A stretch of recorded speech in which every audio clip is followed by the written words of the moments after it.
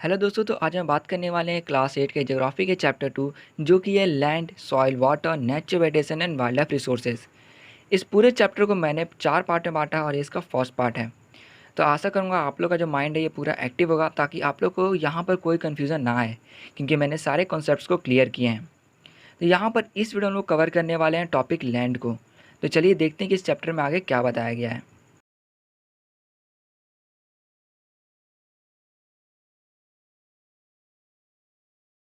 यहाँ पर चैप्टर के स्टार्टिंग में हमें जो है बताया गया है माम्बा के बारे में, जो कि एक लड़की है और वो रहती है अफ्रीका के एक छोटे से गांव तंजानिया में। यहाँ पर बताया गया है कि जो माम्बा है ये सुबह उठती है और चली जाती है पानी लाने के लिए।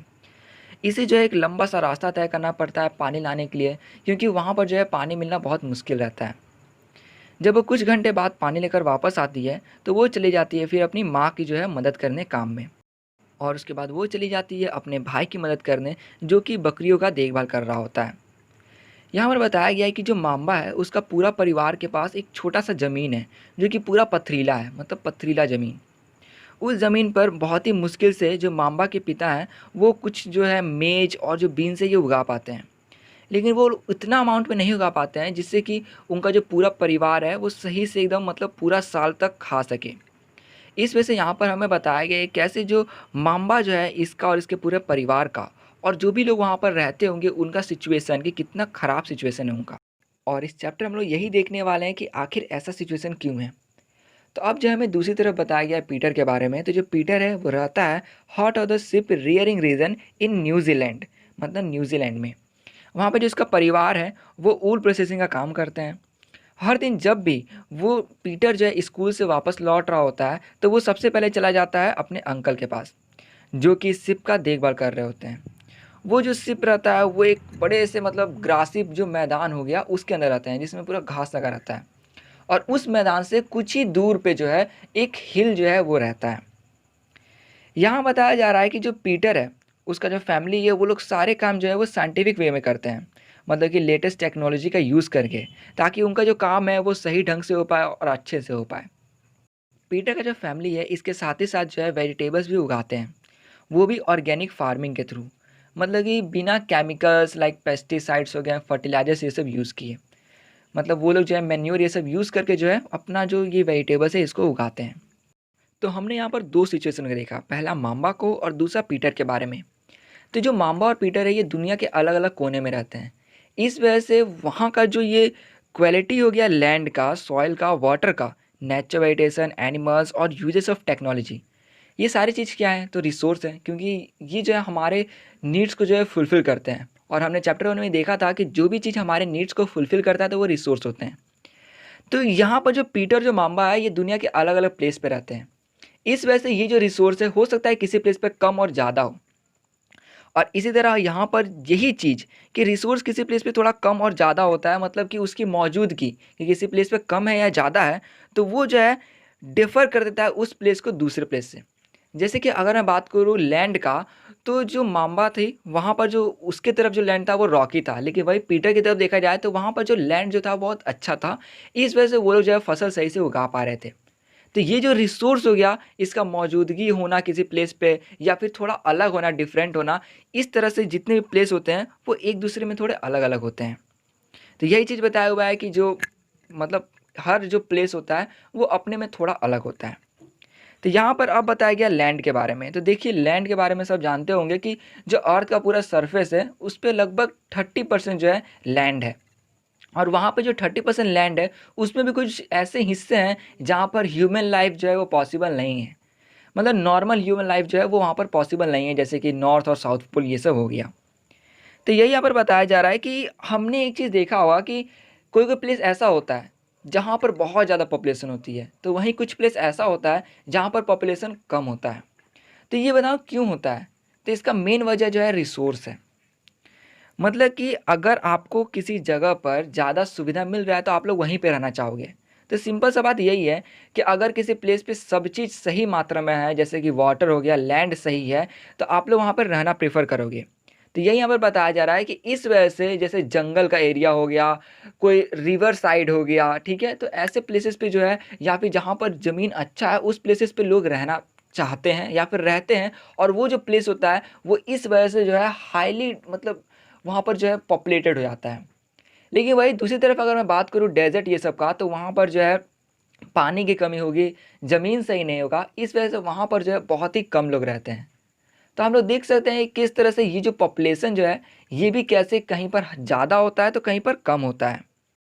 तो हमने यहाँ पे पीटर और माम्बा के बारे में देख लिया, ये जान लिया कि लैंड के बारे में और वहाँ पर पॉपुलेशन कम और ज़्यादा क्यों होती है। अब जानना है कि लैंड के यूज़ के बारे में। तो यहाँ पर जो लैंड का यूज़ हम लोग किस लिए करते हैं, तो भाई एग्रीकल्चर के लिए करते हैं, फॉरेस्ट्री के लिए करते हैं, माइनिंग के लिए करते हैं, घरों को बनाने के लिए मीन्स बिल्डिंग होम्स हो गया, हाउसेस हो गया, ठीक है, रोड्स को बनाने के लिए, इंडस्ट्री ये सब मतलब खड़ा करने के लिए। तो यही चीज़ हमें बताया जा रहा है कि ये जो जितने भी चीज़ें हैं इसको हम लोग लैंड यूज़ कहते हैं, मतलब कि ज़मीन का मेनली इस्तेमाल करना। तो यही बताया हुआ है कि क्या आप लोग बता सकते हैं कि जो माम्बा और जो पीटर हो गया उसके फैमिली इसका इस्तेमाल कैसे करते थे। तो हाँ, हम लोग एग्जांपल दे सकते हैं कि भाई माम्बा जो थी उसके फैमिली वाले ज़मीन पे जो है जो आपका मतलब कुछ ही फसल उगा पाते थे, जैसे कि पीज हो गया, मेज हो गया। लेकिन वही दूसरी तरफ अगर हम लोग देखें पीटर के, तो इसके जो फैमिली है वो लोग ज़मीन पे जो है वेजिटेबल्स को ग्रो करते थे। इवन जो है वहाँ पर उन्होंने फैक्ट्री भी सेटअप किया था। तो यहाँ पर इसका बहुत सारा जो है और भी रीज़न आ जाएगा और भी एग्जाम्पल आ जाएगा। तो इसको आप लोग चाहे तो आप लोग भी इसका आंसर कर सकते हैं। आप लोग को जो और अगर आइडिया है तो आप लोग कमेंट में इसका आंसर दे सकते हैं।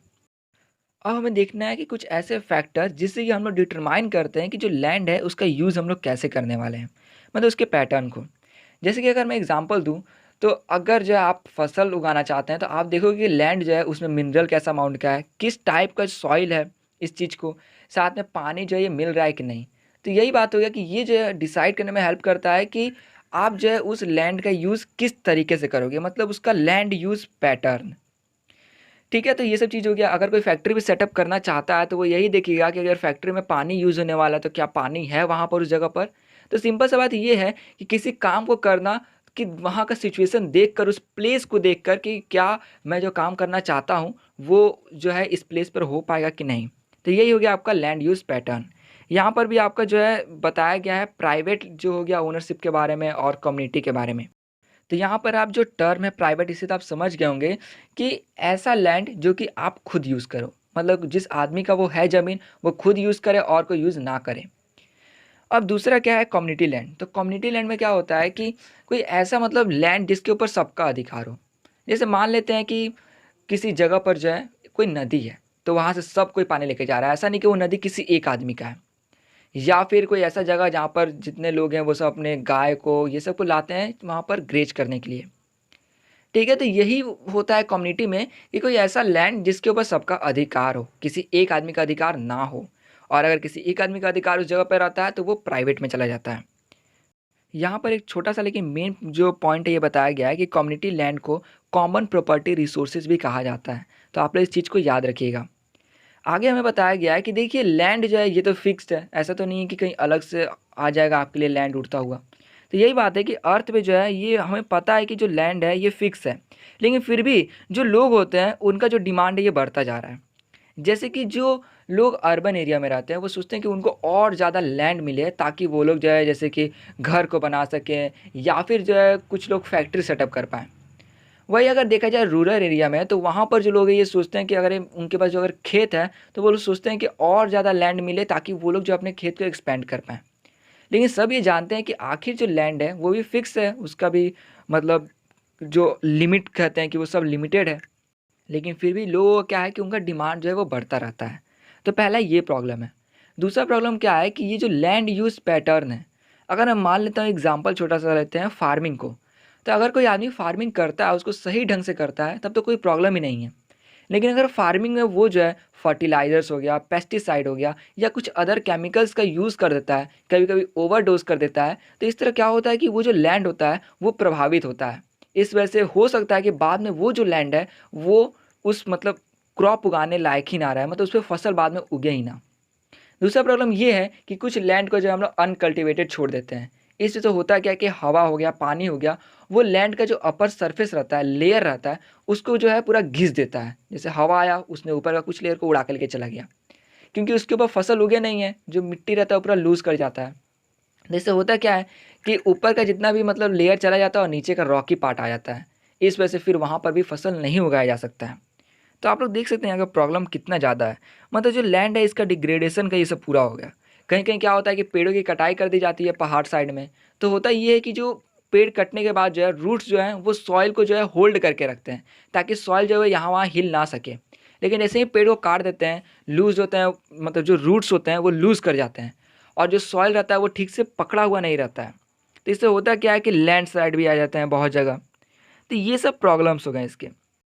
और इसमें आगे बताया गया है कि कभी-कभी ऐसा होता है कि कोई लैंड है, उस बहुत फर्टाइल अगर रहता है और उस लैंड पे अगर आप एग्रीकल्चर नहीं करते हो, उस पे सूखा पड़ जाता है, मतलब उसमें पानी-वानी नहीं पड़ता है, तो होता ये है कि वो जो लैंड है बाद में ऐसे मतलब कुछ वक़्त बाद जो है, ऐसा हो जाता है कि उसके ऊपर अब जो है आप फसल नहीं उगा सकते हो। तो ये जो प्रोसेस हो गया कि जब एक फर्टाइल लैंड जो है इनफर्टाइल हो जाता है, तब उसे हम लोग कहते हैं डेज़र्टिफ़िकेशन। ठीक है? तो इसको भी आप लोग याद रखिएगा। तो हमने यहाँ तक मतलब पूरा प्रोसेस देख लिया कि लैंड जो है उसके बारे में देख लिया, लैंड को यूज़ करने के तरीके देख लिए, यहाँ तक कि लैंड जो है किस तरह से जो है हम लोग के द्वारा जो है उस पे हार्म पहुँच रहा है। अब हम लोग देखने वाले हैं कंज़र्वेशन ऑफ लैंड रिसोर्सेज़। तो हम लोग इसमें देखने वाले हैं किस तरह से जो लैंड है इसको हम लोग बचा सकते हैं। तो सबसे पहले कहा जा रहा है कि जिस तरह पॉपुलेशन बढ़ रहा है, वैसे जो डिमांड्स हैं ये भी बढ़ रहे हैं। और ये जो डिमांड बढ़ रहा है इस वजह से बहुत सारे जो मतलब फॉरेस्ट हो गए उसको काट दिया जा रहा है।